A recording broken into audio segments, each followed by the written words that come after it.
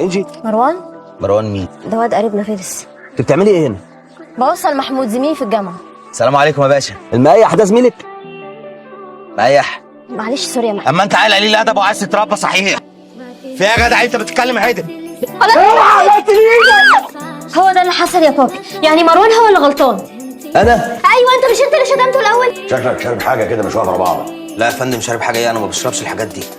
انا طالب ومركز في دراستي. انا بدرس في كليه اداب سعادتك. تسليم. أول جنابك يا معالي الباشا. خد الواد ده ارميه في حاجز ثلاثه. بقول لحضرتك ده زميلي في الجامعة، ما ينفعش تبهدله كده. انا هكشف عليه ما عليهوش حاجه هروحه. انا متأكدة ان هو معلوش حاجة. الواد ده في الحجز كشفت عليه؟ مفيش عليه حاجه. خلي من سنين يجيبه. اسمع لا، هي كلمه واحده. لو جيت ناحيه بنتي ولا كلمتها كلمه، انت عارف اقدر اعمل ايه فيك وفي اهلك. انا مش عارف الاشكال دي بيخلوها الجامعه ازاي بيطلعوهم بني ادمين. انا هتسلى عليك من هنا ورايح، كل يوم هجيبك.